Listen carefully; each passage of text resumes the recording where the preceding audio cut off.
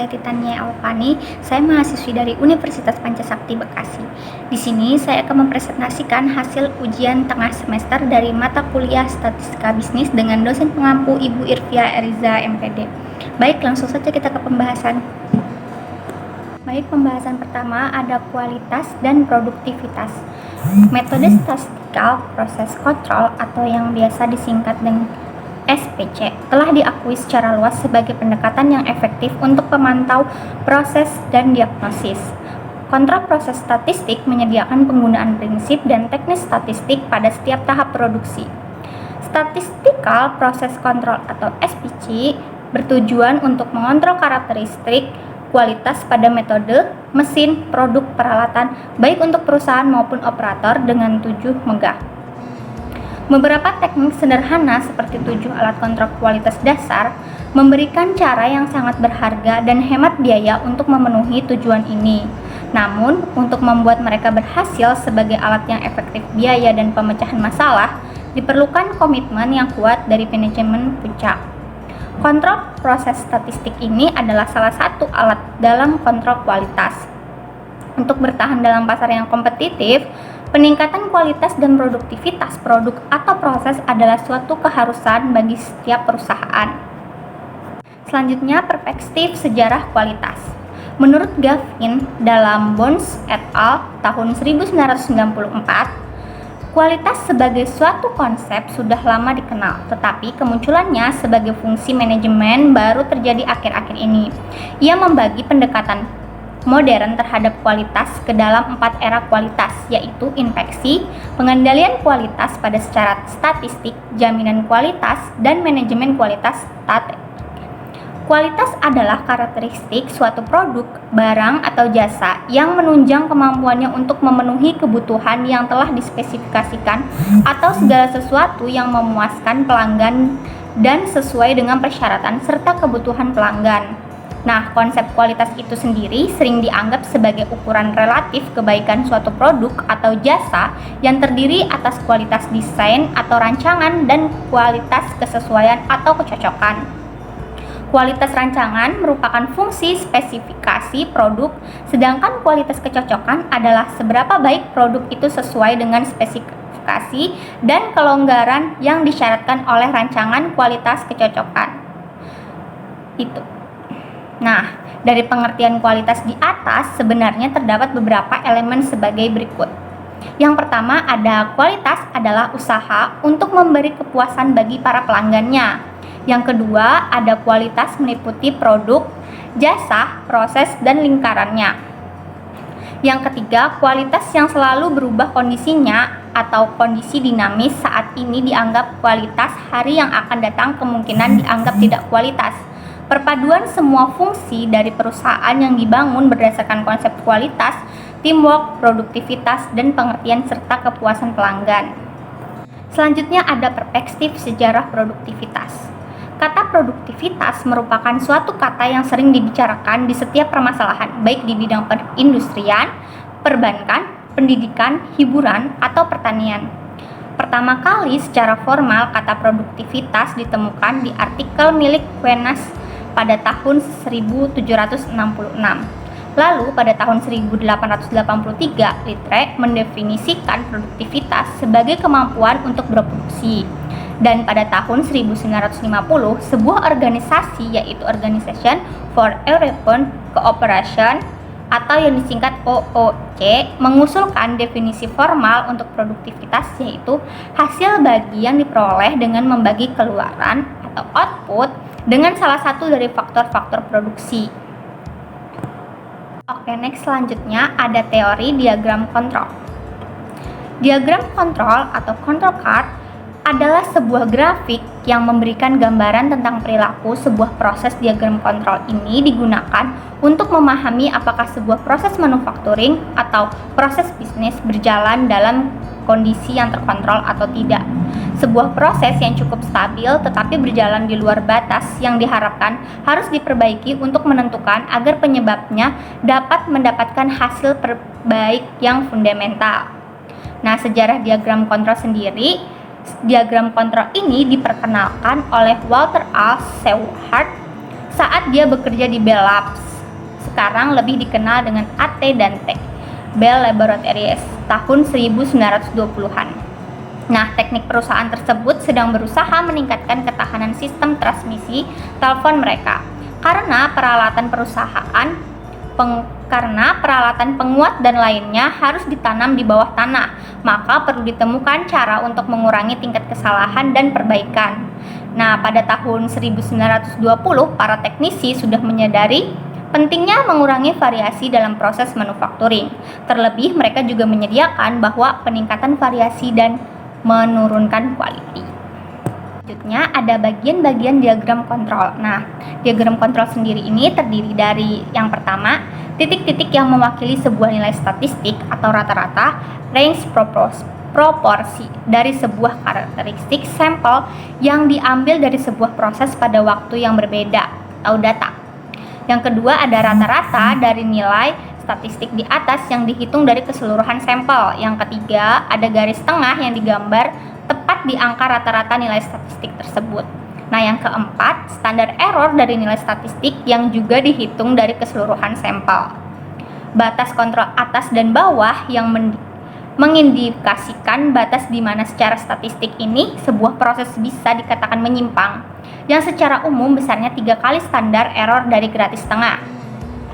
Bisa juga ditambahkan beberapa fitur seperti batas peringatan atas bawah yang besarnya 2 kali standar error dari garis tengah.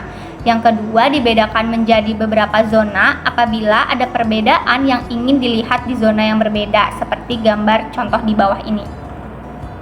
Selanjutnya ada kegunaan diagram kontrol. Nah, diagram kontrol dapat membantu untuk mendeteksi adanya variasi penyebab kasus. Contohnya, jika sebuah proses secara statistik terkontrol, maka 99,73% data akan ada di antara batas kontrol. Jika ada data yang keluar dari batas kontrol, mengindikasikan bahwa sumber variasi yang berasal dari luar proses. Yang kedua, ada meyakinkan kestabilan sebuah proses. Kestabilan sebuah proses merupakan syarat yang diperlukan untuk bisa menghitung kemampuan proses. Nah, yang ketiga ada mendeteksi perubahan proses dari waktu ke waktu. Nah, pada titik ini jika titik-titik di dalam diagram kontrol semakin bergeser ke atas atau ke bawah dari waktu ke waktu, itu berarti mengindikasikan bahwa ada perubahan kecil tetapi terus-menerus di dalam proses. Perubahan ini sulit dilihat untuk jangka pendek, namun akan sedikit demi sedikit menurunkan tingkat quality produk.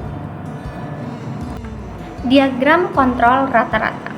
Diagram ini digunakan untuk menganalisis proses ditinjau dari nilai rata-rata variabel hasil proses dengan tujuan mengumpulkan keterangan untuk membuat atau mengubah spesifikasi, yaitu syarat-syarat yang harus dipenuhi oleh output proses yang dihasilkan, atau untuk menentukan apakah proses yang sedang berlangsung dapat memenuhi spesifikasi atau standar yang sudah ditetapkan.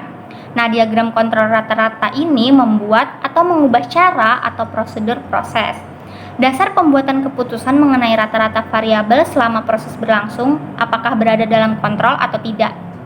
Diagram kontrol rata-rata ini untuk membuat diagram kontrol Shewhart rata-rata digunakan distribusi sampling rata-rata dengan menggunakan sifat bahwa rata-rata berdistribusi normal untuk ukuran sampel N dengan rata-rata M dan simpangan baku. Namun dalam praktek nilai M dan sigma jarang sekali diketahui. Dalam hal ini nilai M ditaksir dari nilai yaitu rata-rata dari rata-rata semua sampel yang diambil. Diagram kontrol dari data variabel. Peta kontrol atau X rata-rata dan R range digunakan untuk memantau proses yang mempunyai karakteristik berdimensi kontinu, sehingga peta kontrol X dan R sering disebut sebagai peta kontrol untuk data variabel. Peta kontrol X menjelaskan tentang apakah perubahan-perubahan telah terjadi dalam ukuran titik pusat atau central tendency atau rata-rata dari suatu proses. Hal ini mungkin disebabkan oleh faktor-faktor seperti peralatan yang dipakai, tenaga kerja yang belum dilatih, material baru, dan lain-lainnya. Sedangkan peta kontrol R menjelaskan tentang apakah perubahan-perubahan telah terjadi dalam ukuran variasi.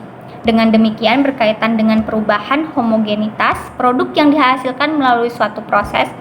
Hal ini mungkin disebabkan oleh faktor-faktor seperti bagian peralatan yang hilang, kelelahan pekerjanya, dan lain-lain.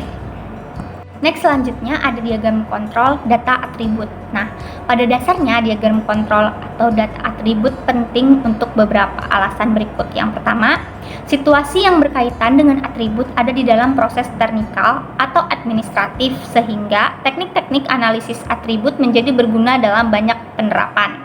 Yang kedua, data atribut telah tersedia dalam banyak situasi termasuk dalam aktivitas inspeksi material, proses perbaikan atau inspeksi akhir. Yang ketiga, apabila data baru dikumpulkan, informasi atribut pada umumnya mudah diperoleh dan tidak mahal, serta tidak membutuhkan keterampilan khusus untuk mengumpulkan data tersebut. Nah, yang keempat, kebanyakan data yang dikumpulkan untuk pelaporan manajemen adalah dalam bentuk atribut dan akan menjadi lebih bermanfaat apabila dilakukan analisis peta kontrol untuk data atribut tersebut. Nah, yang terakhir, ketika memperkenalkan peta-peta kontrol dalam suatu organisasi adalah penting untuk memprioritaskan area masalah dan menggunakan peta kontrol ini itu di tempat yang paling membutuhkannya. Oke, selanjutnya ada peta-peta kendali yang termasuk dalam peta-peta atribut sebagai berikut. Peta kontrol P. Peta kontrol P digunakan untuk mengukur proporsi ketidaksesuaian dari item-item data kelompok yang sedang diinspeksi. Pembuatan peta kontrol P dapat dilakukan mengikuti beberapa langkah berikut. Yang pertama, tentukan ukuran contoh yang cukup besar, N lebih dari 30. Nah, kedua, kumpulkan 20 sampai dengan 25 set contoh. Yang ketiga, hitung nilai proporsi cacat, yaitu P kurang bar sama dengan total cacat atau total inspeksi. Nah, yang keempat ada hitung nilai simpangan baku, yaitu SP sama dengan P dalam kurung 1 min P per N, tutup kurung. Yang kelima, hitung batas-batas kontrol 3 sigma dari CL sama dengan P, UCL sama dengan P plus 3 SP, LCL sama dengan P min 3 SP. Nah, yang keenam, plot atau tebarkan data proporsi cacat dan lakukan pengamatan apakah data itu berada dalam pengendalian statistikal.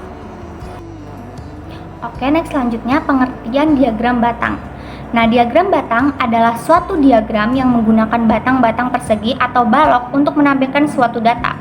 Diagram ini digunakan untuk menyajikan data untuk kepentingan perbandingan. Diagram ini dapat digunakan untuk membandingkan lebih dari satu kegiatan.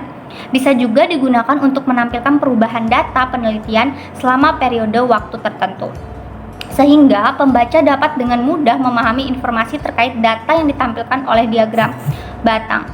Nah, diagram batang-batangnya berbentuk persegi panjang. Pada diagram batang memiliki lebar yang sama dan saling terpisah.